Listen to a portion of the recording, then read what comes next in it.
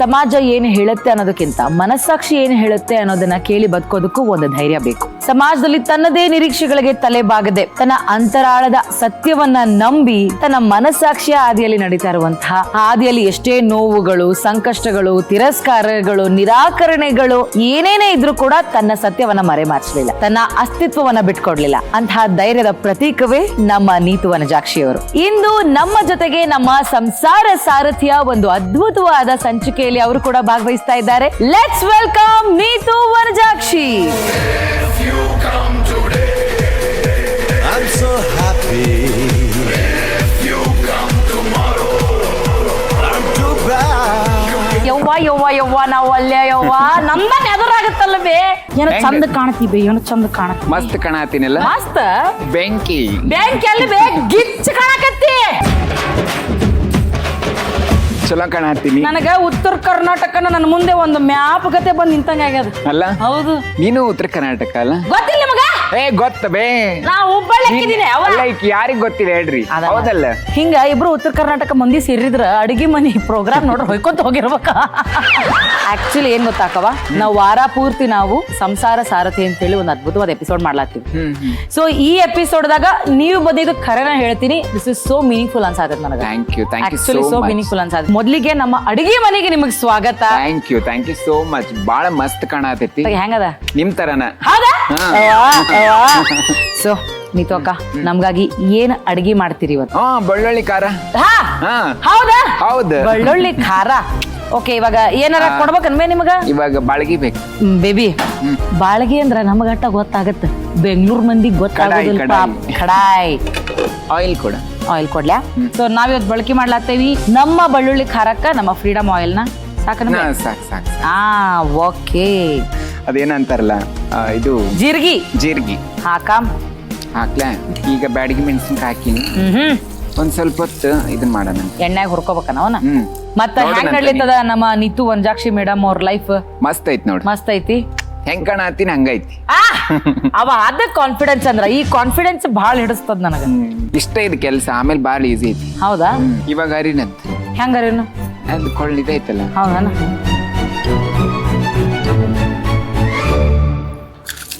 ಬಾ ಬಾ ಬಾ ಬಾ ಬಾ. ಏನ್ ಬೇ ಹಿಂಗಾರ ಯಾಕತ್ತಿ? ಮುರ ಅನ್ನಕತ್ತದ. ಶಕ್ತಿ ಹಂಗೈತಲ್ಲ, ಮತ್ತೆ ಟಚ್ ಮಾಡಿದ್ರೆ ಎಲ್ಲ ಪೀಸ್. ಗರಡಿ ಮನಿ ಒಳಗ್ ಪೈಲ್ವಾನ್ರ ಕೆಲ್ಸ ಮಾಡ್ದಂಗ ಆತಿದ್. ನಾನು ಒಂದೆರಡು ಮಾಡ್ಲ. ನಾ ಯಾವತ್ತು ಟ್ರೈ ಮಾಡಿಲ್ಲ, ಇವತ್ತು ಟ್ರೈ ಮಾಡ್ತನು. ನಿನಗಿಲ್ದ? ಎಷ್ಟ್ ಹಾಕೋಗಳು? ಕರ್ಬೇವಿನ ಸೊಪ್ಪು ಒಂದು 2 ಹೆಸರು. ಸರಿ. ಬೆಳ್ಳುಳ್ಳಿ ಖಾರ. ಹಿಂಗ ಒಂದ್ ಸ್ವಲ್ಪ ತಿರುಗಿಸ. ಏನು ಅದೃಷ್ಟ ನಮ್ದು. ಅಪ್ಪಾ, ಏನ ಗಮ ಗಮ ಗಮ್ ಮಾಡಿಸ್ತಾವ ಮಲ್ಲಿಗಿ. ಹಾಡಿದ್ರ ಕೆಲಸ ಮರ್ತೋಗುತ್ತಾ? ಅರಿಯಾಕ್ ಮರ್ತೋಕ್ಕಿನಿ, ಅರಿಯಾದ್ ಹಿಡಿದ್ರ ಹಾಡು ಮರ್ತೋಕ್ಕಿನಿ. ನನಗೂ ಹಂಗ ಆತಿತ್ತು ಅವಾಗ. ಸ್ವಲ್ಪ ಹುಣಸೆ ಹಣ್ಣು ಹಾಕ್ಲೆ? ಹುಣಸೆ ಹಣ್ಣು ಎಷ್ಟ್ ಹಾಕೊಳ್ಳೋನ್ ಬೇ? ಸ್ವಲ್ಪ ಉಪ್ಪು ಹುಳಿ ಖಾರ ಇದ್ರ ಅಡಿಗೆ ಹಂಗ. ಸ್ವಲ್ಪ ಕೊತ್ತಂಬರಿ ಹಾಕ. ವಾರೇ ವಾ, ಏನ್ ಬೇಕು ಕಲರು ಅಲ್ಲ, ಖಾರದ ಕದರು. ನಾವಲ್ಯ ಉಪ್ಪು ಹಾಕ್ತೀನಿ ಸ್ವಲ್ಪ. ಇವಾಗ ಹಾಕೊಂಡ್ಬಿಟ್ರೆ ಚಂದ ಮಿಕ್ಸ್ ಆಗುತ್ತೆ. ಹಂಗನ? ನಡುವೂರಾಗ ಕಡಿದರ ಕಡಿಲಿ ತರತೇನೆ ಬಿಡುದಿಲ್ಲ, ಬಿಟ್ಟರ ಜಾತಿ ಮಗ ಅಲ್ಲ, ನಾ ತಿಳಿದಂಗ ಹಗ್ರಿಲ್ಲ, ನಿಮ್ಮಪ್ಪ ಡಾನಲ್ಲ, ಯಾರಂಜಿಕಿ ನನಗಿಲ್ಲ, ನಿಮ್ಮಪ್ಪ ಡಾನಲ್ಲ. ಇದ್ರ ಅರ್ಥ ಯಾರಿಗಾದ್ರೂ ಗೊತ್ತಾ? ಇದೇನ ಹಾಡಿಗೆ ಮಣ್ಯಾಕತ್ತದೋ ಏನು ಸಿಟ್ಟಿಗೆ ಮಣ್ಯಾಕತ್ತದೋ? ನಾವಲ್ಲಪ್ಪ. ಇನ್ನ ಸ್ವಲ್ಪ ಹುಣಸೆ ಹಾಕ್ಲಿ. ಯಾಕ? ಸ್ವಲ್ಪ ಜಿಗಿ ಬರ. ಏನ್ ಬರ್ತದ? ಜಿಗಿ ಅಂದ್ರ ಸ್ವಲ್ಪ ಜಿಗಿತದ. ಅಲ್ಲ, ಅಂಟೆಂಟ್ ಬಂದಾಗ ಅಲ್ಲೇ ಇರುತ್ತೆ. ಈಗ ಬೆಲ್ಲ ಹಾಕ್ಬಿಡೋಣ. ಬೆಲ್ಲದಂತ ಹುಡುಗಿ ಬೆಲ್ಲ ಹಾಕಕತ್ತದ. ಬೆಲ್ಲ ಹಾಕಿದ್ರೆ ಸ್ವಲ್ಪ ಉಪ್ಪು ಹಳಿ ಹೊಯ್ಕೊಳ್ಳೋದು ಕಡಿಮೆ ಆಗುತ್ತೆ. ಬೆಲ್ಲ ಹಾಕಿದ್ರೆ ಸ್ವಲ್ಪ ಹೊಯ್ಕೊಳ್ಳೋದು ಕಡಿಮೆ ಆಗುತ್ತ. ಬಿಡ್ಬೆ, ಇಷ್ಟ ಅರ್ದಿ ಖಾರಾನ ಹಿಂಗ ಅರಿತಿ, ಇನ್ನು ಸುದ್ದಿಗೆ ಬಂದವ್ರನ್ನ ಹೆಂಗ್ ಅರಿಬಹುದು ಅಂತ ಇದ್ರಾಗ ನಾವು ಅಂದಾಜು ಮಾಡಬೇಕು. ಕರೆಕ್ಟ್ ಹೇಳಿದಿ ನೋಡಿ. ಬಾಬಾ ಕ್ಯಾ ರೇ ಬಾಬಾ, ಕ್ಯಾ ಚೀಸ್, ಕ್ಯಾ ಮಾಲ್. ಓಕೆ, ಒಂದು ಇದ್ರೊಳಗೆ ಹಾಕ್ಬಿಡೋಣ. ಏನ್ ಕೊಡಮ್ಮ? ವಾಟಿ ಕೊಡು. ಅದು ಕೊಡು. ಇವಾಗ ಸ್ವಲ್ಪ ಒಗ್ಗರಣೆ ಹಾಕೊಳ್ಳೋಣ. ಹಾಕೊಳ್ಳೋಣ. ಹಾ, ಒಗ್ಗರಣೆ ಸ್ವಲ್ಪ ಹಾಕ್ಬಿಟ್ರೆ ಕಂಪ್ಲೀಟ್ ಆಗ್ಬಿಡುತ್ತೆ. ಆಯಿಲ್. ಓಕೆ. ಹಾ, ಸಾಕು. ಭಾಳ ಅಡ್ಗಿ ಚರ್ಬುರ್ ಮಾಡಿಬಿಟ್ಟೆವು ನಾವು ಅದಕ್ಕೆ. ಸ್ವಲ್ಪ ಹಿಂಗೆ ಹಾಕೊಳ್ಳೋಣ. ಹಾ, ಹಿಂಗೆ ಹಾಕೊಂಡ್ರೆ ಇನ್ನೂ ಟೇಸ್ಟ್ ಮಸ್ತ್. ನಮ್ಮ ಇವತ್ತಿನ ನಾವು ಬೆಳ್ಳುಳ್ಳಿ ಖಾರ ಮಾಡೋ ಮುಂದ SSP ಹಿಂಗನ್ನ ಬಳಸಾತೀವಿ. ರುಚಿ ಬ್ಲಾಸ್ಟ್ ಪರಿಮಳ ಕ್ಲಾಸ್. ಅಲ್ಲ ಏನ ಚಂದಾಗೈತೋ. ಅಯ್ಯಯ್ಯೋ, ಇಂತ ಇದ್ರೆ ಸಾಂಬುಲಿಂಗ. ಶಾಂಬುಲಿಂಗ. ಇದು ಒಗ್ಗರಣೆ ಹಾಕೊಂಡ್ರೆ ಮಸ್ತ್. ಹೌದಾ? ಹಾ, ಹಾಕೊಳ್ಳೋಣ. ಎಸ್. ವೇಸ್ಟ್ ಮಾಡೋದು ಬೇಡ. ಹಂಗ ನಮ್ ಕಡೆ ಖಾರ ಇದಕ್ಕೆ ವೇಸ್ಟ್ ಮಾಡಮ್. ಊಟ ಯಾವತ್ತು ವೇಸ್ಟ್ ಮಾಡ. ಕರೆಕ್ಟ್. ಆಯ್ತು.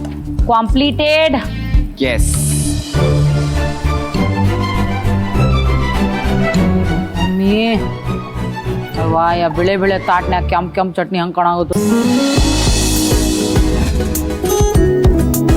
ಬೆಳ್ಳುಳ್ಳಿ ಖಾರ, ಕಡಕ್ ರೊಟ್ಟಿ, ಯವ್ವಾ ನಾವಲ್ಲೇ. ಅನ್ನ ಹೆಂಗದ ನೋಡ್ಲ್ಯಾ? ನೋಡ್ಬೇಕು. ನೋಡೋದೆಲ್ಲ ತಿಂದ್ಬಿಡು. ತಿಂದ್ಬಿಡ್ಲೆ ಮತ್ತ. ನಮ್ಮ ನೀತು ಅವರು ಇವತ್ತು ಬೆಳ್ಳುಳ್ಳಿ ಖಾರನ ನಮಗ್ ತೋರ್ಸ್ಕೊಟ್ಟಿದ್ದಾರೆ. ನಮ್ಮ ಅಕ್ಕವ ಹೆಂಗ್ ಮಾಡ್ಯಾಳ ನೋಡಾಮು. ಅಕ್ಕವ ಆ ಕಡೆ ನೀ ತಿನ್ನು, ಈ ಕಡೆ ನಾ ತಿಂತೀನಿ. ಉಪ್ಪು ಖಾರ ಹೆಂಗಾಗಿತ್ತು? ಅದ್ ಈಗ ಹೇಳ್ತೀನಿ ನಾನು.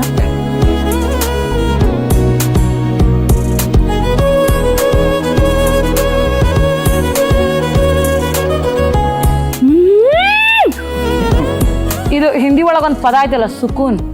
ಹಂಗದ ಎಲ್ಲ ನೀವ್ ಹೇಳ್ದಂಗ ಸ್ವರ್ಗಕ್ಕೆ 2 ಸೆಕೆಂಡ್ನಾಗ ಹೋಗ್ಬೋದು.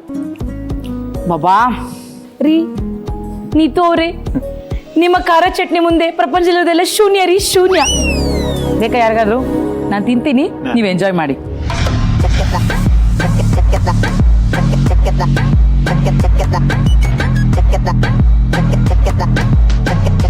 ಬೆಳ್ಳುಳ್ಳಿ ಚಟ್ನಿ ಮಾಡುವ ವಿಧಾನ. ಒಂದು ಬಾಣಲೆಯಲ್ಲಿ 1 ಚಮಚ ಅಡುಗೆ ಎಣ್ಣೆ ಹಾಕಿ ಕಾಯಲು ಎಣ್ಣೆ ಬಿಸಿಯಾದ ನಂತರ 1 ಟೇಬಲ್ ಸ್ಪೂನ್ ಜೀರಿಗೆ, 10 ಒಣ ಬ್ಯಾಡಗಿ ಮೆಣಸಿನಕಾಯಿ ಹಾಕಿ ಗರಿಗರಿಯಾಗುವವರೆಗೆ ಹುರಿದುಕೊಳ್ಳಿ.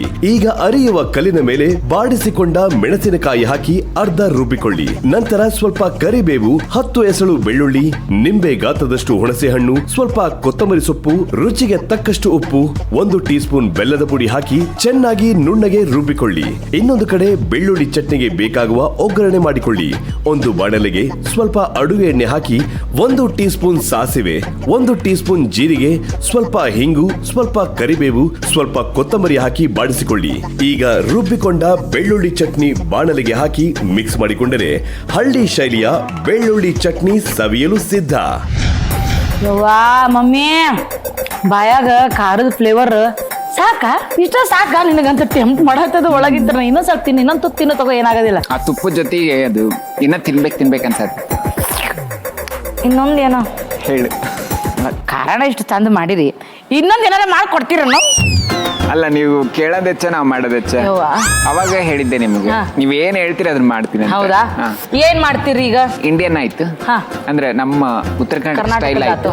ಈಗ ಒಂದ್ ಸ್ವಲ್ಪ ಫ್ರೈಸ್ ಒಳಗ ಹೆಲ್ದಿಯಾಗಿ ಸ್ವೀಟ್ ಪೊಟ್ಯಾಟೊ ಮಾಡೋಣ. ಚಲೋ ಆತ್ಲ. ಹಂಗಾದ್ರೆ ನಮ್ಮ ಬೋರೋಸಿಲ್ ಅವ್ರದ್ದು ಏರ್ ಫ್ರೈಯರ್ ಐತಿ, ಅದ್ರಾಗ ಚಲೋ ಮಾಡ್ಬಿಡೋಣ. ಓಕೆ, ಈಗ ಏನ್ ಬೇಕು ನಿಮಗ? ಬೌಲ್. ಸೊ ಇದ್ರೊಳಗ ಇದಕ್ಕ ಕಾರ್ನ್ಫ್ಲೋರ್ 1-2 ಸ್ಪೂನ್,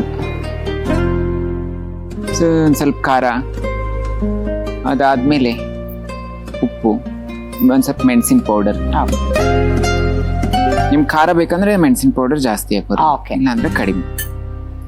ಇಷ್ಟ. ಈಗ ನೀತು ಅಕ್ಕ, ಯೂಶಲಿ ಎಲ್ಲರಿಗೂ ಅವರವಾದ ಇಷ್ಮಿತೆ ಇರ್ತದ. ನಿಮಗೆ ಯಾವಾಗ ಅನಿಸ್ತು ನನ್ನ ಒಳಗ ಒಂದ್ ಹೆಣ್ಣದಾಳ, ನಾ ಹಿಂಗಿರ್ಬೇಕು, ಹಂಗಲ್ಲ, ನನ್ ಮನಸ್ಸಾಕ್ಷಿ ಏನೋ ಬೇರೆ ಎಕ್ಸ್ಪೆಕ್ಟ್ ಮಾಡ್ಲಾತದ ಅಂತ ನಿಮಗೆ ಯಾವಾಗ ಅನ್ಸ್ಲಾಕ್ ಶುರು ಆಗ್ತದ? ನನಗೆ 4th ಸ್ಟ್ಯಾಂಡರ್ಡ್ ಅನ್ಸುತ್ತೆ. ಆ ಟೈಮಲ್ಲಿ ಅನಿಸ್ತಿತ್ತು. ಅಂದ್ರೆ ಈಗ ಒಂದು ಪ್ರೌಢಾವಸ್ಥೆ ಬರ್ತೀವಲ್ಲ, ಹೌದು. ಸೊ ಅದಕ್ಕಿಂತ ಮುಂಚೆ ನನಗೆ ಹೆಂಗ ಅನಿಸ್ತಿತ್ತು ಅಂದ್ರೆ ಹುಡುಗಿ ತರನೇ ಇರ್ಬೇಕು, ಆ ಹೆಣ್ಣಿನ ಭಾವನೆ Okay. ಕಂಪ್ಲೀಟ್. ತುಂಬಾ ಹೆಂಗರಳು ಅಂತ ಹಂಗ ಹುಡುಗಿರ್ ಗತೆ ರೆಡಿ ಆಗ್ಬೇಕು. ನಮ್ಮ ಮಮ್ಮಿ ನಮ್ಮ ಅಕ್ಕ ಬಟ್ಟೆ ಹಾಕೊಳ್ಳೋದು, ಅಕ್ಕಿದು ಬಿಂದಿ ಹಾಕೊಳ್ಳೋದು, ಕಾಲ್ಗೆಜ್ಜೆ ಹಾಕೊಳ್ಳೋದು. ಸೊ ಅವ್ರು ಯಾರು ಬರ್ತಾರ ಅಂದ ತಕ್ಷಣ ಟಕ್ ಅಂತ ಚೇಂಜ್ ಮಾಡ್ಬಿಡ್ತಿದ್ದೆ. ಅಂದ್ರೆ ನಂಗೆ ಗೊತ್ತಿಲ್ಲ ಅದು ಸರಿನೋ ತಪ್ಪೋ, ಅದು ನಿಜವಾಗ್ಲೂ ಅದ್ರ ಬಗ್ಗೆ ಒಂದು ಇದಿರ್ಲಿಲ್ಲ. ಆಮೇಲೆ ನನಗ ತಪ್ಪೋ ಸರಿನೋ ಒಂದೊಂದ್ಸತಿ ನಾವ ಅನ್ಕೊಂಡ್ಬಿಡ್ತೀವಿ, ಬಟ್ ಪ್ರಪಂಚ ಬೇರೆ ಅನ್ಕೋತಿರುತ್ತೆ, ಆಮೇಲೆ ನಾವ ಸರಿ ಅಂತ ಅನ್ಸುತ್ತೆ. ಸೊ ಹಂಗ ನನಗೆ ನಾನಾ ಸರಿ ಅನ್ಸಾಗತ್ತೆ ಸ್ಟಾರ್ಟ್ ಆಯ್ತು. ಅಂದ್ರೆ ಆ ಫೀಲ್ ಅದೆಲ್ಲ ಜೆನ್ಯೂನ್ ಅನ್ಸಕ್ ಸ್ಟಾರ್ಟ್ ಆಯ್ತು ನನಗೆ. ಬಟ್ ಇದನ್ನ ಯಾರಿಗೆ ಹೇಳ್ಕೊಳ್ಳೋದು, ಹೇಳಿದ್ರೆ ಇದನ್ನ ಒಪ್ಕೋತಾರ ಇಲ್ಲ. ನನ್ನ ಭಾವನೆಯನ್ನು ವ್ಯಕ್ತಪಡಿಸ್ಬೇಕಂದ್ರೆ ಒಂದು ಡ್ರಾಯಿಂಗ್ ಮಾಡ್ಕೊಂಡು, ಸೊ ಅದು ಕಾಂಪಿಟೇಷನ್ ಹೋಗಕ್ ಸ್ಟಾರ್ಟ್ ಮಾಡಿದೆ. ಅಲ್ಲೆಲ್ಲ ಗೋಲ್ಡ್ ಮೆಡಲ್ ಎಲ್ಲ ಸರ್ಟಿಫಿಕೇಟ್ಸ್ ಎಲ್ಲ ಬರಕ್ ಸ್ಟಾರ್ಟ್ ಆಯ್ತು. ಸೊ ಅದಾದ್ಮೇಲೆ ಬೆಂಗಳೂರಿಗೆ ಬಂದ್ವಿ. ಇದನ್ನ ಹಾಕೋದ ಫ್ರೈಯರ್ದೊಳಗ. ಎಸ್, ಈಗ ನಮ್ಮ ಬೋರೋಸಿಲ್ ಅವರ ಏರ್ ಫ್ರೈಯರ್ ಅಲ್ಲಿ ನಮ್ಮ ಫ್ರೈಸ್ ನ ಹಾಕೊಳ್ತಾ ಇದ್ದೀನಿ.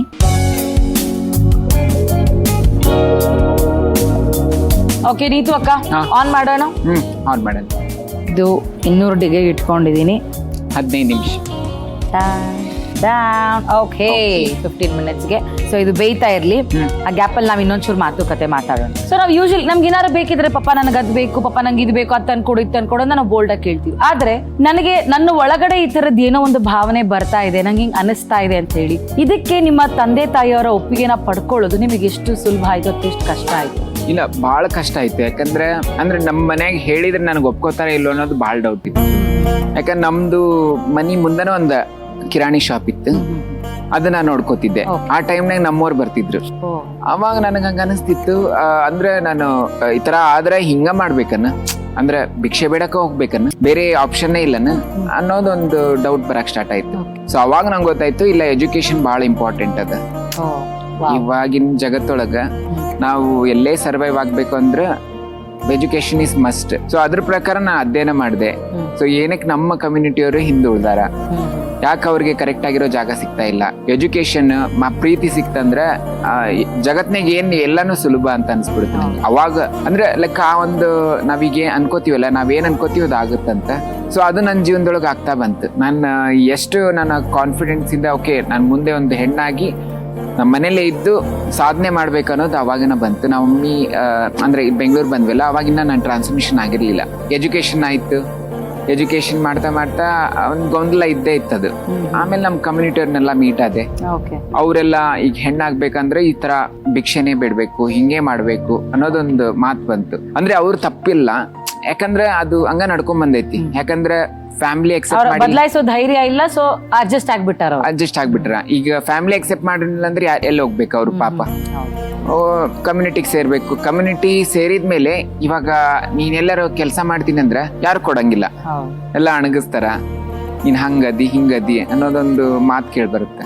ಆಮೇಲೆ ನಾ ಒಂದಿನ ನಮ್ಮ ಅಶೋಕ ಹೋಟ್ಲಲ್ಲಿ ನೆದರ್ಲ್ಯಾಂಡ್ ಇಂದ ಒಂದು ಆರ್ಗನೈಸೇಷನ್ ಬಂದಿತ್ತು. ಸೊ ಅವರು ಈ ತರ ಕಾಂಪಿಟೇಷನ್ ಐತಿ, ಮಾಡಲಿಂಗ್ ಕಾಂಪಿಟೇಷನ್. ಸೊ ಸರ್ಜರಿನೇ ಆಗ್ಬೇಕಂತಿಲ್ಲ, ಒಂದು ನಿಮ್ಗೆ ಸ್ಟೇಜ್ ಕೊಡ್ತಾ ಇದೀವಿ ಅನ್ನೋ ತರ ಒಂದು ಆರ್ಗನೈಸೇಷನ್ ಬಂದಿತ್ತು. ಸೊ ಎಲ್ಲ ಸ್ಟೇಟ್ ಇಂದ ಒಬ್ಬೊಬ್ರು ಬಂದ್ರು. ಸೊ ನಾನು ನಮ್ಮ ಕರ್ನಾಟಕ ಬೆಂಗಳೂರಿನ ರೆಪ್ರೆಸೆಂಟ್ ಮಾಡಿದೆ. ಎಲ್ಲಾ ರೌಂಡಲ್ಲೂ ನಾನು ಪ್ಲಸ್ ಆಯ್ತು, ಸೆಲೆಕ್ಟ್ ಆದೆ, ವಿನ್ ಆದೆ ಕ್ವಶನ್ ಆನ್ಸರ್ ರೌಂಡ್ ಇದರಲ್ಲಿ. ಸೊ ವಿನ್ ಆದ ತಕ್ಷಣ ಆ ಕಿರೀಟ ಬಂದ ತಕ್ಷಣ ಏನೋ ಆ ಜೋಶು, ಅದನ್ನ ಮನೆಗೆ ತಗೊಂಡ್ಬಂದೆ.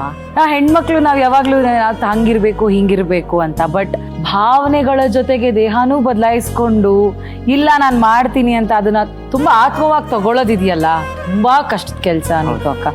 So you have done it. ನನ್ನ ಪ್ರಕಾರ ಈಗ ಅಟ್ ಪ್ರೆಸೆಂಟ್ ಒಂದು ನಿಮ್ಮ ಸಂಸಾರ, ನನ್ನ ಮನೆ, ನನ್ನ ಜನ ಅನ್ನೋ ಒಂದು ಆ ಬಂಡಿ ಅನ್ನೋದನ್ನ ಒಂದು ಎಳ್ಕೊಂಡು ಹೋಗ್ತಾ ಇದ್ದೀರಲ್ಲ, ಈಗ ಹೆಂಗ್ ಅನ್ಸತ್ತೆ? ಸೊ ಅದ್ರದ್ದೆಲ್ಲ ಜವಾಬ್ದಾರಿಯನ್ನು ಹೊತ್ಕೊಂಡಿದ್ದೀರಾ. How proud you feel to yourself? I am so proud actually. ಯಾಕಂದ್ರೆ ಅದು ಕೋಟಿ ಕೊಟ್ಟರೆ ಸಿಗಲ್ಲ. ಅಂದ್ರೆ ಎಷ್ಟೇ ನೀವು ಮನೇಲಿದ್ದು ಆ ತಂದೆ ತಾಯಿ ಜೊತೆಗೆ ಒಂದು 10 ರೂಪಾಯಿ ದುಡಿದು ಗಂಜಿ ಕುಡೀರಿ, ಅದ್ರ ಸುಖನೇ ಬೇರೆ. ಸೊ ನಾನೆಲ್ಲ ಆಲ್ಮೋಸ್ಟ್ ನಮ್ಮ ಕಮ್ಯುನಿಟಿ ಜನಕ್ಕೆ ಅದೇ ಹೇಳೋದು, ಎಜುಕೇಶನ್ ಮಾಡಿರಿ ಫಸ್ಟು. ಎಜುಕೇಶನ್ ಮಾಡಿ ಮತ್ತೆ ಅದಕ್ಕಿಂತ ಹೆಚ್ಚಾಗಿ ತಂದೆ ತಾಯಿ ಅಕ್ಸೆಪ್ಟ್ ಮಾಡ್ಕೋಬೇಕು. ಸೊ ತಂದೆ ತಾಯಿ ಅಕ್ಸೆಪ್ಟ್ ಆದ್ಮೇಲೆ ಮತ್ತೆ ಸ್ನೇಹಿತರು ಎಕ್ಸೆಪ್ಟ್ ಮಾಡ್ಕೊಂಡಾಗ ಅವ್ರಿಗೊಂದು ಒಳ್ಳೆ ಎಜುಕೇಶನ್ ಸಿಗುತ್ತೆ. ಎಜುಕೇಶನ್ ಸಿಕ್ಕಾಗ ಅವರು ಒಂದು ಸಮಾಜದ ಒಂದು ಪ್ರಜೆಯಾಗಿ ನಂತರ ಒಂದು ಪ್ರೌಡ್ ಆಗಿ ಬದುಕ್ಬೋದು. ಸೂಪರ್. ಸೊ ಈಗ ಅಂದ್ರೆ ಅದಾದ್ಮೇಲೆ ನಮ್ಮ ಸಂಸಾರ ಸಾರಥಿ ಅನ್ನುವಂತಹ ಒಂದು ಆ ಟೈಟಲ್ ಏನಿದೆ ಅದಕ್ಕೆ ತುಂಬಾ ಸೂಕ್ತವಾಗಿದ್ದೀರಾ ನೀತು ಅಕ್ಕ. ನೀವು ಥ್ಯಾಂಕ್ ಯು. ನಿಮ್ಮ ಜೀವನವನ್ನು ನೀವು ತುಂಬಾ ಅಚ್ಚುಕಟ್ಟಾಗಿ ನಡೆಸ್ಕೊಂಡು ಹೊಂಟಿರಿ. I am so happy. ನೋಡಮ್ಮ ಈಗ ಒಂದ್ಸರಿ. ವಾ, ಓ ಮೈ ಗಾಡ್, ನಾ ಇದ ಫಸ್ಟ್ ಟೈಮ್ ಇದ್ರಾಗ ಫ್ರೆಂಚ್ ಫ್ರೈಸ್ ಮಾಡೋದು ನೋಡಿದ್ದು. ಅಯ್ಯೋ ಎಷ್ಟು ಮುರ ಅನ್ನತ್ತಿದ್ದು. ಬಿಸಿ ಬಿಸಿ sweet potato fry ready. Thank you.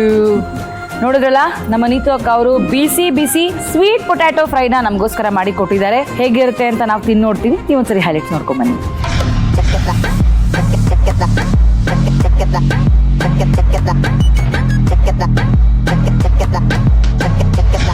Sweet potato fries ಮಾಡುವ ವಿಧಾನ. ಮೊದಲು ಒಂದು ಬೌಲ್ಗೆ ಕತ್ತರಿಸಿದ ಸಿಹಿಗೆಣಸು ಹಾಕಿ, 1 table spoon cornflour, 1 table spoon ಅಚ್ಚ ಖಾರದ ಪುಡಿ, ರುಚಿಗೆ ತಕ್ಕಷ್ಟು ಉಪ್ಪು, 1 ಟೀ ಸ್ಪೂನ್ ಕಾಳು ಮೆಣಸಿನ ಪುಡಿ, 1 ಟೇಬಲ್ ಸ್ಪೂನ್ ಅಡುಗೆ ಎಣ್ಣೆ ಹಾಕಿ ಮಿಕ್ಸ್ ಮಾಡಿಕೊಳ್ಳಿ. ನಂತರ ಗೆಣಸಿನ ತುಂಡುಗಳನ್ನು ಏರ್ ಫ್ರೈಯರ್ ಬಾಸ್ಕೆಟ್ ನಲ್ಲಿ ಹರಡಿ 200 ಡಿಗ್ರಿ ಸೆಲ್ಸಿಯಸ್ ನಲ್ಲಿ 15 ನಿಮಿಷಗಳ ಕಾಲ ಬೇಯಿಸಿಕೊಳ್ಳಿ. ಫ್ರೈಸ್ ಗರಿಗರಿಯಾಗಿ ಮತ್ತು ಚಿನ್ನದ ಬಣ್ಣಕ್ಕೆ ಬಂದ ನಂತರ ಹೊರತೆಗೆದರೆ ಸ್ವೀಟ್ ಪೊಟ್ಯಾಟೊ ಫ್ರೈಸ್ ಸವಿಯಲು ಸಿದ್ಧ.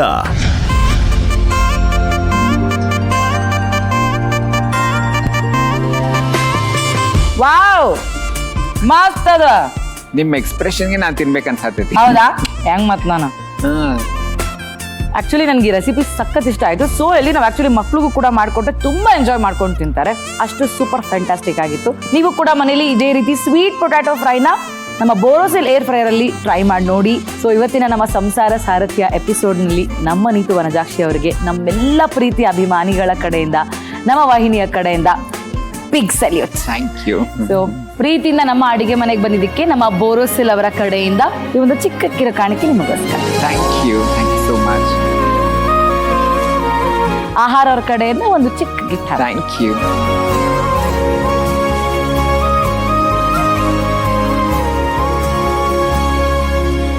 ಇವತ್ತು ಯಾವ ಮನೆ ಮದ್ದನ್ನ ತೋರಿಸ್ಕೊಡೋದಕ್ಕೆ ಬರ್ತಾ ಇದ್ದಾರೆ ನಮ್ಮ ಡಾಕ್ಟರ್ ಅಂತ ನೋಡೋಣ. ಸೊ ಪ್ಲೀಸ್ ವೆಲ್ಕಮ್ ಔಷಧ ರಹಿತ ಚಿಕಿತ್ಸಾ ತಜ್ಞರು ಡಾಕ್ಟರ್ ಪೂರ್ವಿ ಜಯರಾಜ್. ಡಾಕ್ಟ್ರೆ, ಇವತ್ತು ಯಾವ ಹೋಮ್ ರೆಮಿಡಿ ತೋರಿಸ್ತಾ ಇದ್ದಾರೆ? ನಯನ ಅವರೇ, ತುಂಬಾ ಜನಕ್ಕೆ ಕಿಡ್ನಿಲಿ ಇನ್ನೇನು ಇನ್ಫೆಕ್ಷನ್ ಆಗ್ತಾ ಇದೆ ಅಂತಾನೋ ಅಥವಾ ಯೂರಿಕ್ ಆಸಿಡ್ ಲೆವೆಲ್ಸ್ ತುಂಬಾ ಏರುಪೇರಾಗುತ್ತೆ. ಇನ್ಫ್ಯಾಕ್ಟ್ ತುಂಬಾ ಜನಕ್ಕೆ ಲೈಫ್ ಸ್ಟೈಲ್ ಸರಿ ಇಲ್ಲದೆ ಅಥವಾ ನಾನ್ ವೆಜಿಟೇರಿಯನ್ ಫುಡ್ ತುಂಬಾ ತಗೊಳ್ತಾರೆ. ಅದಕ್ಕೊಂದು ಏನೋ ಇತಿಮಿತಿನೇ ಇರಲ್ಲ. ನಾನ್ ವೆಜ್ ಕ್ರೇಜ್ ಜಾಸ್ತಿ ಆಗ್ಬಿಟ್ಟಿದೆ. ತುಂಬಾ ಅಂದ್ರೆ ಅದೇನೋ ಒಂಥರ ತರಕಾರಿ ತರ ದಿನ ಯೂಸ್ ಮಾಡೋ ಲೆವೆಲ್ಗೆ ಅದನ್ನ ಫ್ರಿಡ್ಜ್ ಅಲ್ಲಿ ಇಟ್ಟು ಸೇವನೆ ಮಾಡೋದಿರಬಹುದು. ಅದ್ರ ಜೊತೆಯಲ್ಲಿ ತುಂಬಾ ಜನ ಡ್ರಿಂಕ್ಸ್ ತುಂಬಾ ತಗೊಳ್ತಾರೆ, ಕುಡ್ತಕ್ಕೂ ಒಳಗಾಗ್ತಾರೆ. ಸೊ ಪಾಪ ಎಲ್ಲಾ ರೀತಿಯಲ್ಲೂ ಕಿಡ್ನಿ ಮೇಲೆ ಪ್ರೆಷರ್ ಹಾಕ್ತಾರೆ. ಎಲ್ಲದಕ್ಕಿಂತ ವರ್ಸ್ಟ್ ಆಸ್ ಅ ಥೆರಪಿಸ್ಟ್ ನಾನು ಹೇಳಲೇಬೇಕು, ಭಯನೂ ಅದ್ರ ಜೊತೆ ಸೇರ್ಕೊಂಡಿರುತ್ತೆ. ಅಂದ್ರೆ ಏನೋ ಬಿಸ್ನೆಸ್ ಮಾಡ್ತಾ ಇರ್ತಾರೆ, ಯಾವ್ದೋ ಪ್ರಾಜೆಕ್ಟ್ ಅಲ್ಲಿ ಇರ್ತಾರೆ, ಏನಾಗುತ್ತೆ ಅನ್ನೋ ಆತಂಕ ವಿಪರೀತವಾಗಿ ಓಡ್ತಾ ಇರುತ್ತೆ. ಸೊ ಇದೆಲ್ಲ ಇಮೋಷನಲಿ, ಮೆಂಟಲಿ, ಫಿಸಿಕಲಿ ಅವ್ರ ಮೇಲೆ ಒತ್ತಡ ಹಾಕ್ತಾ ತುಂಬಾ ಜನಕ್ಕೆ ಈ ನಡುವೆ ಆ ಕಿಡ್ನಿಯ ಪರ್ಫಾರ್ಮೆನ್ಸ್ ಅಲ್ಲಿ ಏರುಪೇರಾಗೋದು, ಯೂರಿಕ್ ಆಸಿಡ್ ಲೆವೆಲ್ಸ್ ಏರುಪೇರಾಗೋದು ಆ ಥರ ಆಗುತ್ತೆ. ಅಫ್ಕೋರ್ಸ್ ನಿಮಗೆ ಕಿಡ್ನಿ ಇನ್ಫೆಕ್ಷನ್ ಆಗಿದೆ, ಕ್ರಿಟಿಕಲ್ ಇದೆ ಸ್ಟೇಜು ಅಂತಂದ್ರೆ ಈ ಥರದ ರೆಮಿಡಿ ಮಾಡ್ಕೊಂಡು ಕೂತಿರ್ಬೇಡಿ. ಬಿಕಾಸ್ ಇನ್ಫೆಕ್ಷನ್ ತುಂಬಾ ಬೇಗ ಸ್ಪ್ರೆಡ್ ಆಗುತ್ತೆ ಅದು. ಅದರಿಂದ ಡೆಫಿನೆಟ್ಲಿ ಮೆಡಿಕಲ್ ಹೆಲ್ಪ್ ಅನ್ನ ಇಮಿಡಿಯೇಟ್ ಆಗಿ ಸೀಕ್ ಮಾಡಬೇಕು. ಎಸ್ಪೆಷಲಿ ಆ ಒಂದು ಸ್ಟಾರ್ಟಿಂಗ್ ಸ್ಟೇಜ್ ಅಲ್ಲಿ ಯೂರಿಕ್ ಆಸಿಡ್ ಎಲ್ಲ ಇದಾದಾಗ ಹಾಗೆ ನಿರ್ಲಕ್ಷ್ಯ ಮಾಡಿದ್ರೆ ಖಂಡಿತ ಕಿಡ್ನಿ ಮೇಲೆ ದುಷ್ಪರಿಣಾಮ ಬೀರುತ್ತೆ. ಆ ಟೈಮಲ್ಲೂ ಇದು ತುಂಬಾ ಸೂಕ್ತವಾಗಿ ಇವತ್ತಿನ ರೆಮಿಡಿ ಸಹಾಯ ಆಗುತ್ತೆ. ಇದಕ್ಕೆ ನಾವು ಅಶ್ವತ್ಥ ರಸ ಅಂತ ಹೆಸರಿಟ್ಟಿದ್ದೀವಿ. ಸೊ ಇವತ್ತು ನಾನು ತುಂಬಾ ಸುಲಭವಾಗಿ, ನಿಮ್ಗೆ ಗೊತ್ತಿರ್ಬೋದು, ಅಶ್ವತ್ಥಳ್ಳಿ ಮರ ಅಂದ್ರೆ ಪೀಪಲ್ ಟ್ರೀ ಇಂದ ನಾವು ಎಲೆಗಳನ್ನ ಸಂಗ್ರಹಿಸಿ ಅದರ ಮೂಲಕ ಮಾಡಬಹುದಂತ ಒಂದು ಸುಲಭವಾದ ರಸವನ್ನ ಹೇಳ್ಕೊಡ್ತೀವಿ. ಓಕೆ, ಸೊ ಇವತ್ತು ನಮ್ಮ ಡಾಕ್ಟ್ರು ಅಶ್ವತ್ಥ ರಸ ಅಂದ್ರೆ ಕಿಡ್ನಿಗೆ ಯಾವೆಲ್ಲ ಸಮಸ್ಯೆ ಆಗತ್ತೆ ಅದನ್ನ ತಡೆಗಟ್ಟೋದಕ್ಕೆ ಪ್ರಿಕಾಷನ್ಸ್ ತಗೊಳ್ಳೋದಕ್ಕೋಸ್ಕರ ಅಶ್ವತ್ಥ ರಸನ ಹೇಳ್ಕೊಡ್ತಾ ಇದ್ದಾರೆ. ಸೊ ಈ ರೆಮಿಡಿಗೆ ಬೇಕಾಗಿರುವಂತಹ ಸಾಮಗ್ರಿಗಳು: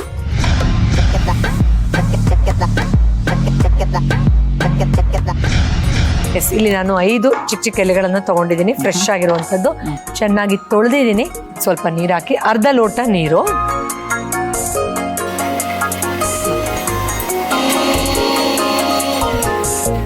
ಹಾ ಮೇಡಮ್, ಎಸ್, ಪರ್ಫೆಕ್ಟ್. ಓಕೆ, ಈಗ ಇದನ್ನ ಸೋಸ್ಕೊಳ್ಳೋಣ.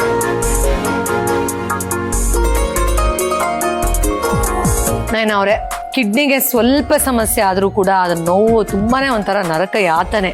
ಸ್ವಲ್ಪ ಅದಕ್ಕೆ ಏರುಪೇರಾದ್ರೂ ಒಂದ್ ರೀತಿ ಯಾವ್ದೇ ಕೆಲಸ ಮಾಡಕ್ ಆಗದೆ ಇರೋ ಆಕ್ಚುಲಿ ದೇಹದಲ್ಲಿ ದೊಡ್ಡ ಪ್ರಮಾಣದ ಏರುಪೇರುಗಳಾಗೋ ಸಾಧ್ಯತೆ ಹೌದು, ಅಬ್ಸಲ್ಯೂಟ್ಲಿ. ಅದರಿಂದ ಅದರ ಆರೋಗ್ಯ ಕಾಪಾಡ್ಕೊಳ್ಳೋದು ತುಂಬಾನೇ ಮುಖ್ಯ. ಅದರಲ್ಲೂ ಜೀವನ ಶೈಲಿನ ನಿರ್ಲಕ್ಷ್ಯ ಮಾಡಿ ಆಹಾರ ಪದ್ಧತಿಯನ್ನ ತುಂಬಾ ಕೆಟ್ಟದಾಗಿ ನೋಡ್ಕೊಂಡಿರೋರ್ಗೆ ಈ ತರದ್ ಮಾಡ್ಕೊಂಡು ಆರ್ಗ್ಯಾನಿಕ್ ಆಗಿ ಅದನ್ನ ಬ್ಯಾಲೆನ್ಸ್ ಮಾಡ್ಕೊಂಡು ಸಣ್ಣ ಪ್ರಯತ್ನವನ್ನ ಮಾಡಬಹುದು. ಈ 5 ಎಲೆಯಲ್ಲಿ ಆದಷ್ಟು ನಾವು ಒಂದ್ ಸ್ವಲ್ಪ ಸ್ಟ್ರಾಂಗ್ ಆಗಿ ಮಾಡಿದೀವಿ, ಖಂಡಿತ ಅದರ ಸೇವನೆ ಮಾಡಬಹುದು.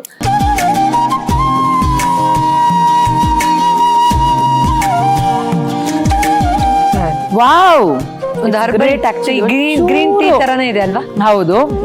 ಬಟ್ ಇದು ಅಂತ ಪರಿ ಟೇಸ್ಟ್ ಇಲ್ಲ ಅಂತಂದ್ರು ಆರೋಗ್ಯ ಬೇಕು ಅನ್ನೋರು ಡೆಫಿನೆಟ್ ಆಗಿ ಇದನ್ನ ಸೇವಿಸಲೇಬೇಕು. ಅಭ್ಯಾಸ ಇಲ್ದಿರೋರು ಕುಡಿಯೋ ಕಷ್ಟ ಆಗ್ಬಹುದೇನೋ. ಈ ಒಗರಿದ್ದಂದು ಪರವಾಗಿಲ್ಲ, ಆರೋಗ್ಯ ಇಂಪಾರ್ಟೆಂಟ್ ಅಂದ್ರೆ ಕುಡಿಬಹುದು, ತೊಂದರೆ ಇಲ್ಲ. It's good one. Thank you doctor, ಇವತ್ತು ತುಂಬಾ ಒಳ್ಳೆ ರೆಮಿಡಿಯನ್ನ ಹೇಳ್ಕೊಟ್ಟಿದ್ದಕ್ಕಾಗಿ. ಮುಂದಿನ ಸಂಚಿಕೆಯಲ್ಲಿ ಮತ್ತೆ ನಿಮ್ಮನ್ನ ಭೇಟಿ ಆಗ್ತೀನಿ. ಧನ್ಯವಾದ. Thank you so much. ನಮಸ್ಕಾರ.